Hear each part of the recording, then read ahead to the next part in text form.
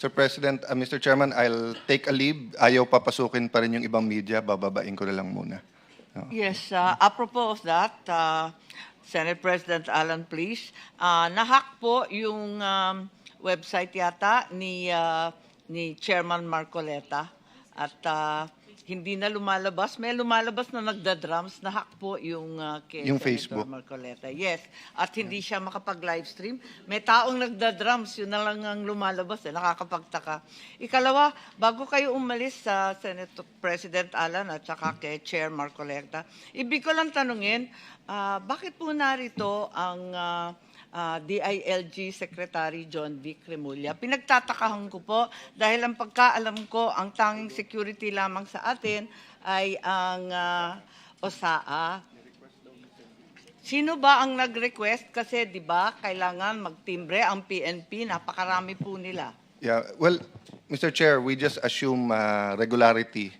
But we'll find out. No, we'll find out. There was news kanina na ni-request siya to be here by Senator Win, but as we said, Senator Win has no authority. It is the Senate President who has authority over the corridors and premises of the Senate. Having said that, I assume good faith, but puntahan ko lang yung media kasi malapit na yung testimony ng ating mga kasama. Kaibigan po naman natin si Secretary John Vic, subalit maraming nagtatanong kung local government unit o LGU na lamang ang Senate. Yun So for lang. the record, pinapapasok na rin. Thank you for that question, Madam Amy. I'll find out.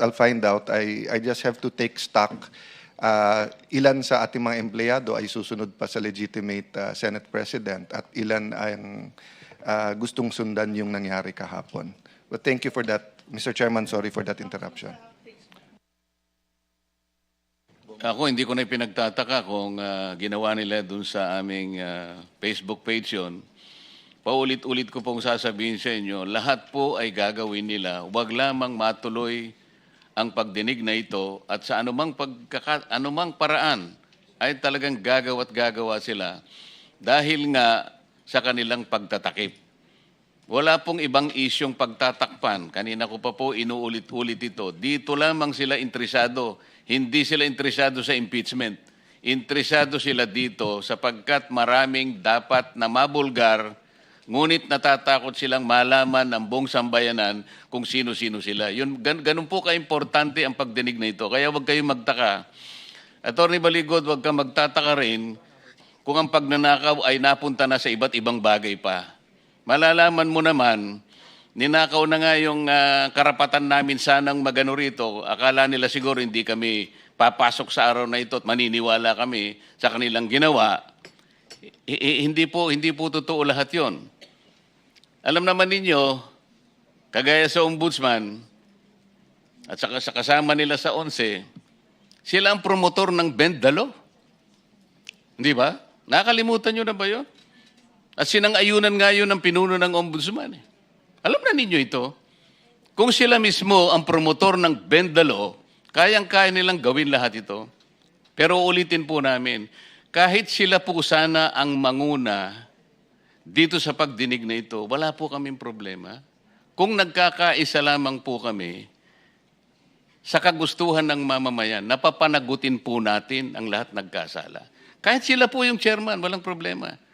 Kaya lang ako na lang po ang nagsasabi sa kanila, isa-isa, na tulungan niyo ako, pagtulungan natin na maayos natin ang problemang ito dahil naghihintay ang taong bayan. Hindi po ba yun ang mabuting patakaran? Bakit ayaw nilang makisama?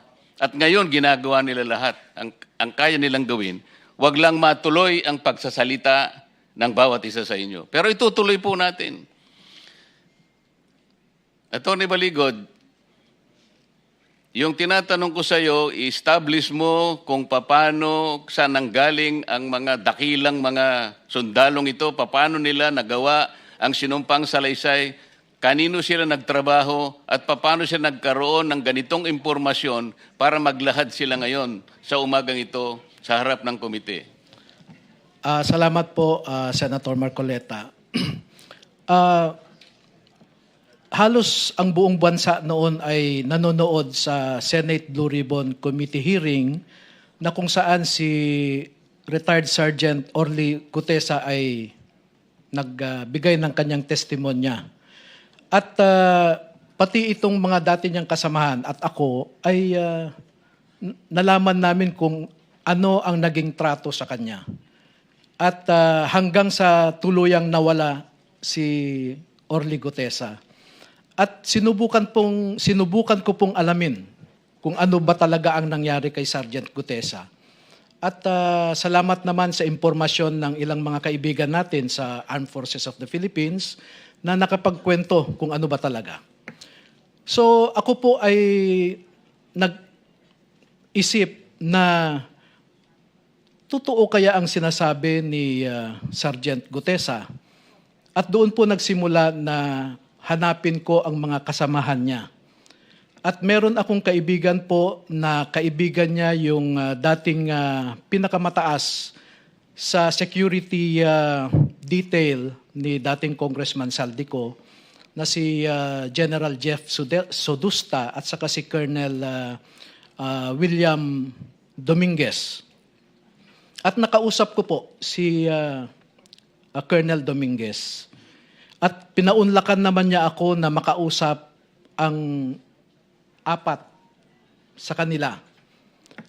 Pero pagkatapos po ng pag-uusap na yon, ay napansin ko na iba ang body language ni Colonel Dominguez. At tayo pong mga litigator ay nakakabasa ng body language. No? Kaya noong pumunta sa comfort room ang isa sa kanila, ay sinundan ko.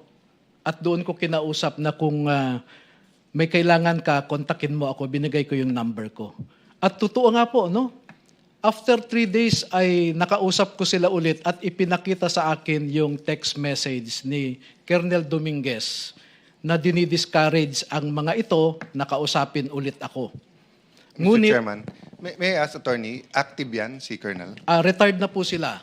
Retired na. Pati si General Sodusta. Yes. Maybe we'll get the names later on, Mr. Chairman, at kung pwede, next hearing, imbitahin natin sila. As sinasabi parati ni Senator Lacson, sundan natin yung ebidensya. Diba? So as the names are mentioned, may I ask the Secretariat to take note and then maybe any member can manifest, Chairman, kung sino ang dapat maimbita later on. Thank you, Mr. Chairman. So nung kumontak po nga ang isa sa akin, ang sinabi niya ay dinidiscourage sila ni retired Colonel Dominguez, nakausapin ulit ako.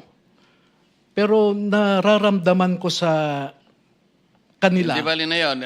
Hindi sila na-discourage. Ang totoo niyan, nakagawa sila ng Okay. pinagsamang salaysay at ito ay pinasasalamatan sa inyo ng buong sambayanan at naging matapang kayo para magsiwalat kayo sa nalalaman ninyo.